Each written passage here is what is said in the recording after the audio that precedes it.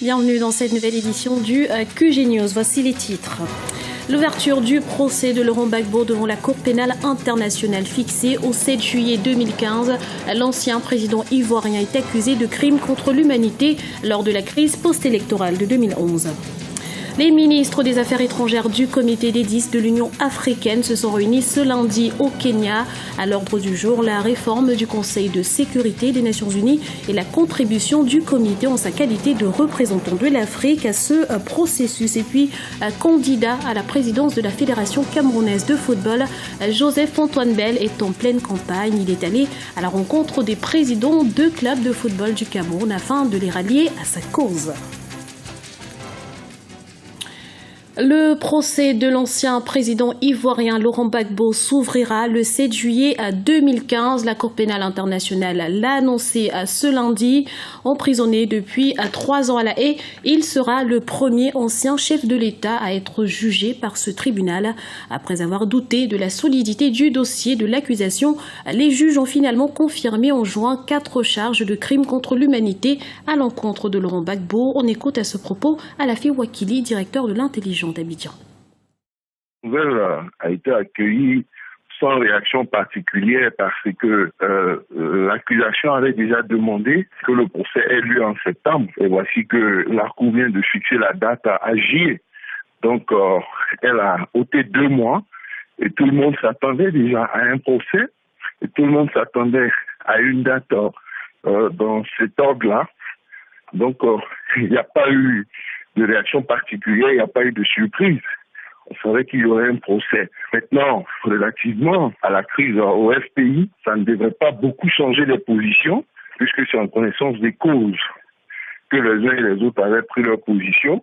Pour les uns, pendant qu'il est là-bas, il faut lui donner un moyen supplémentaire de pression en le mettant à la tête du FPI. Pour d'autres, au contraire, il faut confirmer à fin décembre pour lui donner l'occasion de mener le combat en sa faveur. La réunion des ministres des Affaires étrangères du Comité des 10 de l'Union africaine sur les réformes du Conseil de sécurité des Nations Unies s'est tenue ce lundi à Nairobi, la capitale kenyane. Une rencontre qui avait pour objectif principal d'examiner les derniers développements du processus de négociation intergouvernementale sur la réforme du Conseil de sécurité. Aminata Diak. Les ministres des Affaires étrangères du Comité des 10 de l'Union africaine se sont réunis ce lundi 17 novembre 2014 à Nairobi, au Kenya, pour discuter de la réforme du Conseil de sécurité des Nations Unies. Il s'agit pour les chefs de la diplomatie de l'organisation panafricaine d'étudier les initiatives africaines sur le changement en profondeur du mode de fonctionnement de l'organisation internationale. L'Afrique se pose aujourd'hui comme un allié incontournable sur lequel les Nations Unies devraient compter. Un siège permanent permettrait d'assurer une meilleure représentation au sein de l'institution. La réunion du comité des 10 donc de l'Union africaine qui planche sur l'évolution nécessaire des systèmes des Nations Unies est plus que d'actualité. Il est aujourd'hui plus que temps que l'évolution des Nations Unies corresponde à son époque. Elle est le résultat de 1945 et des équilibres donc géographiques, géostratégiques, géopolitiques, mais aussi l'équilibre économique et militaire de cette époque-là. Il ne correspond bien entendu plus du tout aux réalités d'aujourd'hui. Le monde d'aujourd'hui est multipolaire, multidimensionné, différemment fait. L'Inde, le Brésil, l'Afrique du Sud et bien entendu donc l'Afrique de façon générale a bien entendu sa place. Pour l'Union africaine, la réforme du Conseil de sécurité devrait également passer par l'engagement d'un dialogue sur la catégorie des membres composant le Conseil de sécurité, la question du veto attribué aux 5 membres permanents, la représentation régionale et l'élargissement de l'organe. Si les Nations Unies ne se restructurent pas, ils seront dépassés et le système des Nations Unies qui nous correspond déjà de moins en moins aux équilibres aujourd'hui sera complètement dépassé. Et donc, il est normal que le continent africain ait sa place et sa place pleine et entière. En tout état de cause, aucune évolution possible de demain ne pourra se faire en prenant en compte la force donc qu'est le continent africain aujourd'hui, avec bien entendu 1 ou 2 sièges de membres permanents du Conseil de sécurité. L'Afrique constitue le principal théâtre des opérations de maintien de la paix des Nations Unies. Pour certains diplomates africains, cette raison pourrait suffire pour justifier une présence africaine au sein du Conseil de sécurité. Une place de membre permanent permettrait au continent d'avoir un regard africain sur les problèmes africains et d'y apporter des solutions africaines. Dans l'actualité également, jamais la tension n'a été aussi forte au Parlement sud-africain depuis 20 ans. Des heurts ont éclaté au sein de l'hémicycle après un débat houleux sur le financement de la résidence privée du chef de l'État Jacob Zuma. Un membre de l'opposition a essayé de prendre la parole, ce que lui a refusé la présidente de l'Assemblée. Un refus qui a alors déclenché la colère de l'opposition. Pour tenter de trouver une solution à cette crise, une rencontre est prévue ce mardi entre le vice-président Cyril Ramaphosa et l'opposition. Écoutons à ce propos Marianne Sévérin, analyste politique. En fait, c'est beaucoup plus compliqué qu'on ne pourrait le penser parce que il ne faut pas oublier que l'Afrique du Sud a quand même un parlement et notamment une Assemblée nationale, et il s'avère que la présidente de l'Assemblée nationale est décriée parce qu'on considère qu'elle protège le président Jacob Zuma, dont elle est proche. Elle fait partie de son réseau politique. Et la semaine dernière, lors d'un échange assez musclé entre l'opposition et notamment une des parlementaires du parti de Julius Malema, cette dernière a traité le président de voleur. Ça a fini en pugilat à l'Assemblée nationale, ce qui fait que la police est intervenue et c'est la première fois qu'on voit ça en Afrique du Sud. C'est-à-dire que depuis que le parti de Julius Malema est arrivé à l'Assemblée nationale, on a tous l'impression que les règles qui régissent le Parlement sud-africain ne sont pas respectées. Les petites et moyennes entreprises, moteurs de croissance en Afrique, elles représentent à elles seules 90% du tissu économique. Toutefois, bon nombre d'entre elles peinent à accéder à des financements. Et pour pallier à cette problématique, des alternatives innovantes ont été mises en place. Explication dans ce reportage de Djibril Fofana, notre correspondant au Sénégal. La majorité des petites et moyennes entreprises sur le continent ne parviennent pas à mobiliser les investissements pour leur croissance. La faute à une asymétrie d'information entre les entrepreneurs et les investisseurs. Pour y remédier, de nombreuses solutions existent aujourd'hui pour les PME africaines. Parmi celles-ci, la notation financière qui permet aux pourvoyeurs de capitaux d'avoir des informations fiables sur les entreprises à la recherche de financement.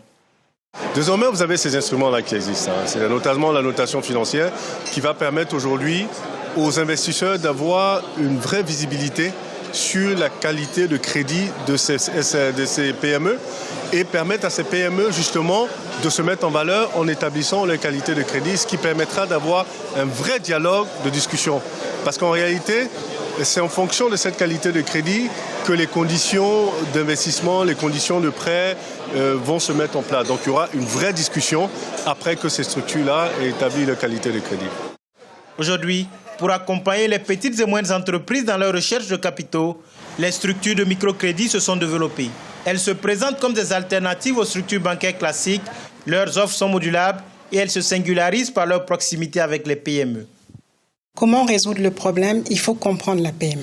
Je pense que pour financer une PME, il faut forcément comprendre l'activité que fait la PME, savoir qui est gestionnaire de cette PME-là et seulement après pouvoir financer les PME.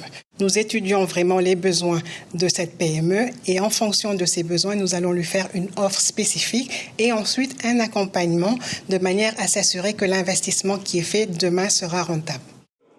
Pour les promoteurs des PME, la profusion des structures de crédit ne suffira pas à régler la problématique de l'accès au financement. Banques commerciales, banques de développement et structures de microfinance doivent aller plus loin et baisser les taux d'intérêt qui restent prohibitifs pour la majorité des petites et moyennes entreprises. Du sport à présent, personnages centraux dans le développement du football. Les présidents des clubs jouent un rôle important dans le processus électoral actuellement en cours à la Fédération camerounaise de football. Joseph Antoine Bell, candidat à déclarer à la présidence de l'institution, est allé à leur rencontre ce samedi afin de leur proposer des modes de financement plus efficaces. Le point dans ce reportage, Narcisse Ndombé, notre correspondant sur place. Joseph-Antoine Bell va à la rencontre des présidents de clubs de football d'élite du Cameroun. Candidat déclaré à la présidence de la FECAFOOT, la Fédération camerounaise de football, l'ancien gardien de but des Lions indomptables a tenu à présenter son projet à ces acteurs incontournables du football. parmi les points abordés au cours de la rencontre de ce samedi à Yaoundé, celui du financement des clubs. Car dans le contexte actuel, ce sont les fonds propres des dirigeants qui soutiennent les équipes. Cette saison qui vient de s'écouler, nous sommes à 70 millions de dépenses contre 14 millions reçus de tous les sponsors, État, Ligue et autres. Vous comprenez que les dirigeants s'épuisent énormément pour joindre les deux bouts.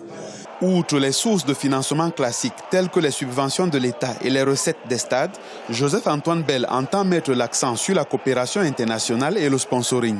Je venais surtout montrer que le foot ne peut pas exclure les présidents de club. Ils ont besoin qu'on vienne les aider, ils ont besoin qu'on apprécie le produit et qu'il faut leur dire qu'ensemble, on peut mettre en place un produit qui puisse intéresser la consommation. Et la consommation, c'est le public, c'est les sponsors. Le processus électoral actuel en cours à la FECAFOOT est marqué par la mise à l'écart de certaines listes, une situation que déplorent acteurs et observateurs du monde sportif camerounais.